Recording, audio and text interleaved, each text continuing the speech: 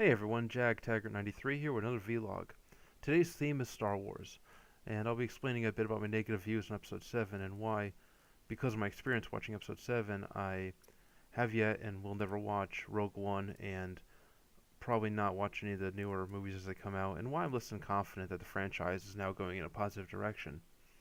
Now, I personally think the big issue Star Wars is facing right now something that's plagued it for a long time, at least as far back as the prequels, and one could argue even as far back as Return of the Jedi, with the idea to put Ewoks in instead of Wookiees.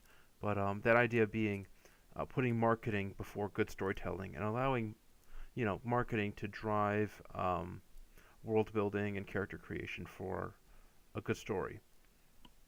Yes, I know Star Wars has always been a huge cash cow for many years, but in the old days of the original trilogy, those movies were made for the sake of making a good movie and story first, especially in the case of the fourth movie, when people thought it might actually flop. And then once it was successful, then the merchandise happened. Whereas with the prequels in Episode 7, they feel really self-aware that they are cash cows, and they're very self-aware that an audience of all ages is watching them, and they allow consumerism to drive the storytelling, or really the lack thereof of it. Now, before I get into what I really mean by all this, and before that I'll explain a bit about my memories and love for the original trilogy, I want to preface this by saying that this is all just my opinion. I am not trying to make an argument as to why Episode 7 is bad or why people shouldn't enjoy it. Episode 7 pleased audiences young and old, and more power to them, I say. Sure, I doubt that I'm going to be buying much Star Wars related things in the future, even if they're not movies, but Disney will hardly miss my money, and I know that, and I'm okay with that. So yeah, again, if you liked Episode 7 or hell, even like the prequels, right on, it's a free country. I mean, heck, I seriously, I unironically enjoy Highlander 2, so yeah. All right, if you're still with us after me admitting that I actually like Highlander 2, I'll get into it. So, as an 80s child, I loved the original trilogy. Now, what I loved most about those movies were the space battles. I vividly and fondly remember sitting in a cardboard box in front of the television and pretending I was right there with Luke and Wedge on the Death Star surface, or I was with them on Hoth, blasting TIE fighters and harpooning walkers. And there were other pilots too, some that didn't actually make it, some that were introduced, had lines, had screen time, and were killed off. Guys like Dak Rauter or Biggs Darklighter. I remembered them and read all about them as I could in the expanded universe at the time. And seriously, much credit to the actors that played those guys for really coming across as developed characters with unique backstories in the very few scenes they were given. Speaking of Dak, am I seriously the only one who thought that when Luke's snowspeeder was shot down, Luke was going back in to pull Dak out of the craft before the AT-AT walker crushed him? Um, Speaking from now, I do know that Luke did quickly check on Dak to make sure he was truly dead before hopping out of that craft with the lightsaber. But at the time, I vividly remember throwing a child temper tantrum because I thought Luke chickened out at the last second and left a dying Dak to be squashed under the walker. But I did enjoy the movies and I collected the toys. Loved collecting them, especially the Rebel ships. My favorite was the A-Wing, which is always my preferred ship to fly in video games when given the option. Of course, my preferred genre of Star Wars games were the flight combat sims, like the X-Wing and TIE Fighter series and the Rogue Squadron Rogue Leader games. I also had and actually enjoyed Rebel Assault for its first-person cockpit view sections. The third-person and overhead view sections weren't that good, but I did really enjoy the inside cockpit view sections of the game. So, after a pretty fun childhood molded by Star Wars, I was excited as hell with news of Episode 1. I was so friggin' hyped for the prequels now having a set time for release, because when we found out about Episode 1, we also found out that 2 and 3 were coming out. And I was hoping to see a lot of things in these prequels, things I always read about and imagined, like Anakin Skywalker learning to be a pilot, or maybe, seeing the friendship between Biggs and Luke. So yeah, I was pretty friggin' psyched for Episode 1, as was that entire generation of 80s and 90s kids. So I went with my mom, opening day. And yeah, I remember. Well, I don't remember too much of my experience actually sitting and watching the movie. I think a lot of things were going through my head. So much things that I just kind of checked out. But I do remember at the very end, walking out of there, my mom asking me what I thought, and she was likely expecting some sort of wild, excited exclamation of joy from me, maybe jumping up and down or whatnot. But instead, I just gave a very simple, monotone reply. It was good. Now, even though I used the word good, the more correct word in that moment would have been disappointing, because that's really how I felt. However, I did not want to admit it.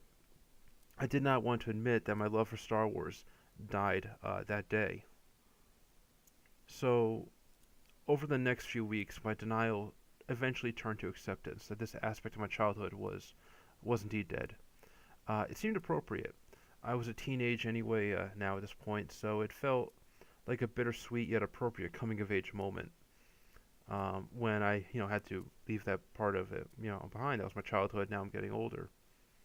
I did see the next two prequel movies, and while I enjoyed them for what they were, okay, I enjoyed the third one more than the second one. The second one was just a bad movie in general, in my opinion. Whereas the third one, it was okay. I enjoyed them for what they were, but I was more emotionally detached from Star Wars then than I was in the years prior. So I'm watching them, and yeah, they're called Star Wars, but didn't really feel like Star Wars, and I was expecting them to feel like Star Wars.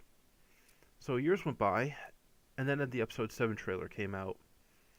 Now, in the trailer, I was expecting to see something in the style of the prequels, again, something that looks entertaining, but at the same time doesn't really remind me of Star Wars. So my expectations were pretty friggin' low, to be honest. However, that trailer actually stunned me. I seriously had tears in my eyes at Han's line in it of Chewie, we're home.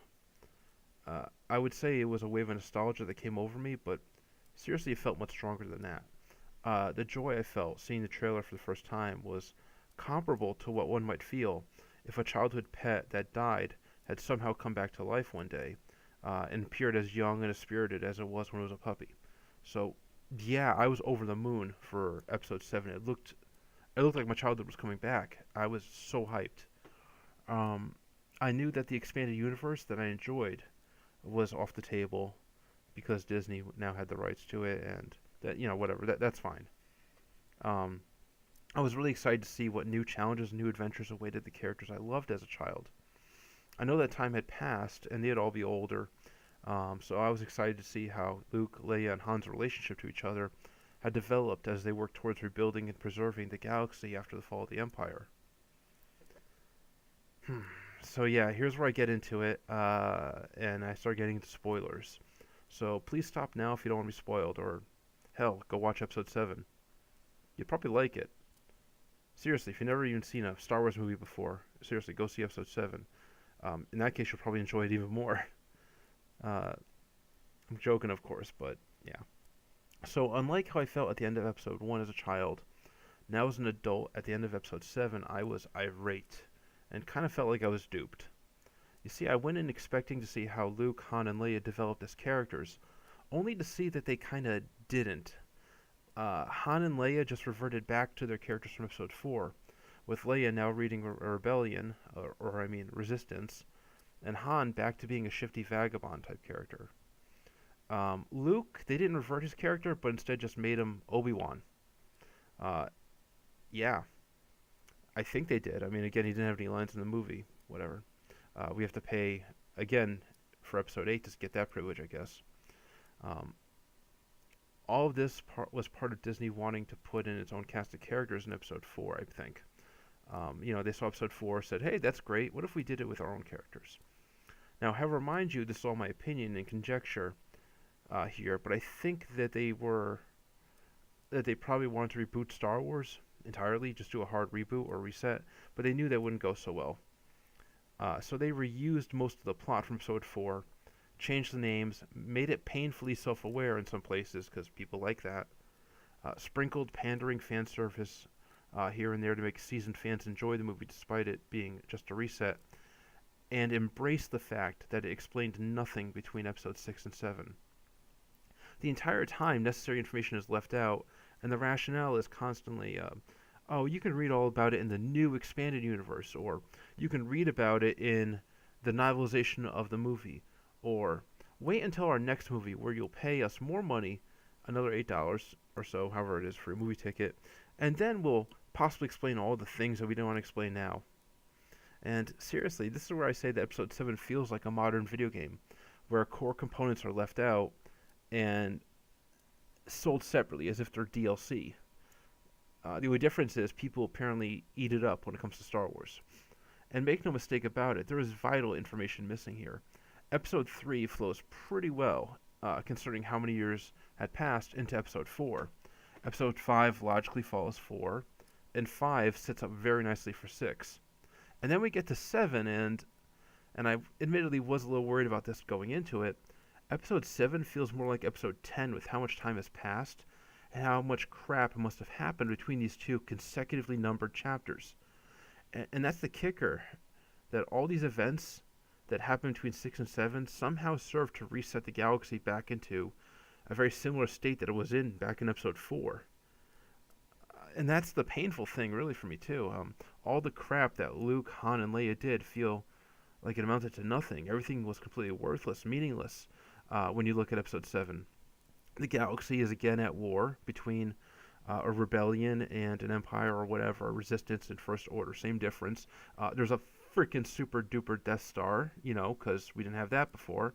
The galaxy is split in two. I don't know where the Republic is. There's still TIE fighters. There's still troopers. Nothing that Luke, Han, or Leia did or achieved in the original trilogy now seems to matter. It sucks. I mean, say what you will about the original expanded universe, at least they progressed the story of these characters, right? I mean, granted, a lot of those books do feel a bit, like fan fiction at times, but at least those characters, Han, Leia, and Luke, are facing new challenges together, and they're building on their relationship. But here, they bring back Han and Leia, who I might add were like parent-like characters to me. I mean, that may sound weird, but, I looked up to them. And they bring him back only for them to be just bitter, old, and angry, and they bitterly divorced each other after conceiving a son, who's evil, by the way, who murdered Han. Later in the movie, he murders Han in probably the most stupidly telegraphed way possible. And meanwhile, Luke isolated himself now. He's a space hobo. Great. Thank you so much for resurrecting this aspect of my childhood just to do this to it. Thank you, Disney. I appreciate it. And then marketing it to me as if it's my childhood coming back as I remembered it. Seriously. And all this was done for the sake of building up new characters like Rey, Finn, and Poe. I remember, as bitter as I was after 7, I actually liked Rey. But after a few hours, it actually hit me. I have no friggin' idea what drives her to do what she does in that movie. With Luke, in Episode 4, it's painfully obvious, stupidly obvious, what motivates him. They spell it out for you again and again, complete with appropriate music and visuals. But not here, not with Rey. So yeah, Disney, if you want to rip off Episode 4 that badly, maybe you should have ripped off that thing called character motivation too. That would have been nice. And Finn.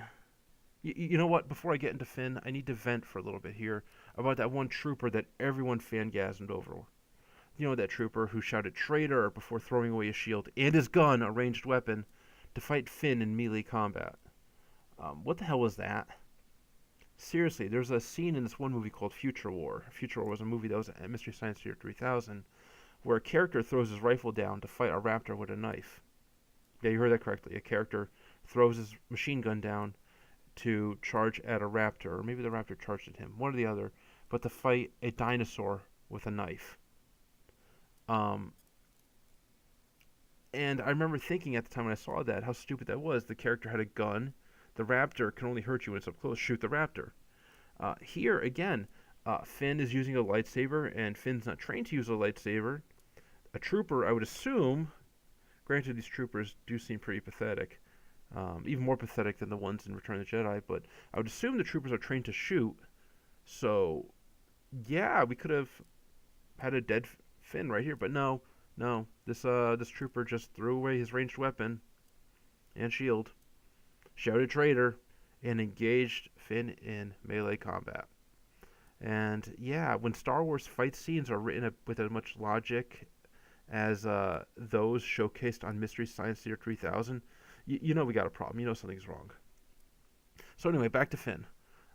Again, I have no idea what really motivated him earlier in the beginning of the movie.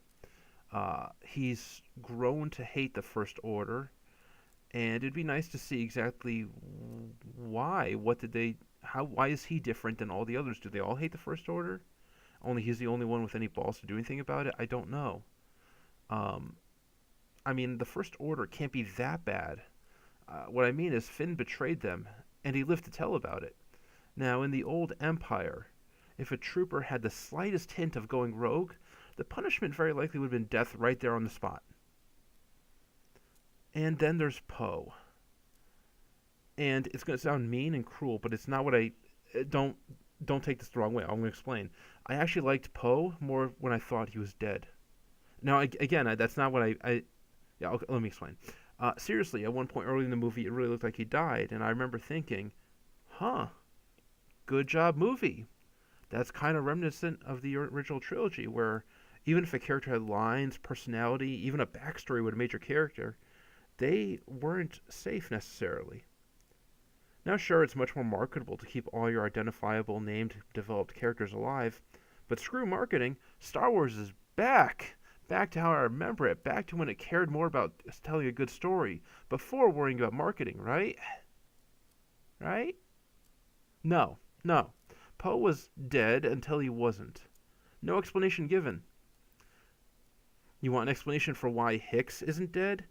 Buy the DLC to Aliens Killing the Marines. Want an explanation for why Poe's not dead? Buy the novelization. Seriously, send Disney $8 for your movie ticket, then an additional $3 for the book, and you have a complete picture as to the events of Poe in Episode 7. Again, this movie reminds me of a modern video game, with the book here being the DLC. To explain the necessary component of what happened to this character. Seriously, he's dead, and then he just comes back, and they literally give you no explanation. At that point, it's so... Okay, a real person would have asked Poe right then, no screwing around, no, seriously, man, tell me what happened to you. But no, they don't. They might as well just tell you. Both characters might as well just look at the screen and tell you, oh yeah, you want to find that out? Pay up a little more. I mean, I can go on. I really could, but I'll wrap it up now with saying that if you're still confused as to what I mean when I say Episode 4, put storytelling first and then marketing second, and Episode 7 is marketing first, storytelling second. Compare their respective iconic droids, and you'll see what I mean. For the original trilogy, there's R2-D2. Aesthetically, you can see that the emphasis is on what would make sense for the world they were trying to create. Thought was put into how R2-D2 moves over different terrain, how R2 interacts with the X-Wing and other starships, and what other tools it can utilize. The R2 droid is meant to be practical for the world, even though it looks like a garbage can. Still, because the story, world, and characters for Episode 4 were so good, R2-D2 then became iconic, and then came the marketing for him, where he was all over the place in the 80s and 90s. Now we get to BB-8. Here you can see that BB-8 was designed very clearly around what some executives thought would appeal to kids. BB-8 is cute, round, looks like a toy, and nearly able to friggin' emote too. Now, is BB-8's design practical for the world that he's in? And I say he, I'm not sure what the gender of BB-8 is, but whatever. I say that because BB-8 practically comes across like an actual, like, cartoon character. But anyway, is the design practical for the world? No, it's not. I mean, I would hope that there's nothing important in its big round body that it uses to move around with, as it's very likely that that's going to get filthy, and its internals can get very dirty as well if it's using its entire body to move like that. Also, being able to move that easily over sand and other, terrain like that really denies logic and physics. But hey, who cares if some nerd nitpicks it? It's going to be all over the place this Christmas season and make Disney a butt ton of money, and people are going to buy it. And that's really what it's all about now, I think. Cashing in on nostalgia. They took a movie, they wanted to do a reboot, but realized it would sell better if it was the promised sequel of Episode 7, so that's what they did. They took the reboot, disguised it as a sequel. Any similarities there to the original, they just pass off as fan service and winking to the audience. Moments like where they show the original Death Star next to the super duper Death Star, or when Han tells them to Oh, they can just destroy the super duper Death Star because it has a weak point. All Death Stars have weak points, right? Wink, nod, whatever. Anyway, that's about it for my rant. Thank you all for listening. If you agreed with what I had to say, awesome, great. If not, again, free country. Don't get too upset. Again, I actually liked Highlander 2. At the end of the day, we can all agree that Dragon Ball Evolution was a mess. So at least that's something, right? Anyway, again, thank you all for watching. This is Taggart 93 signing out. Have a good one. Yeah, okay, and may the force be with you.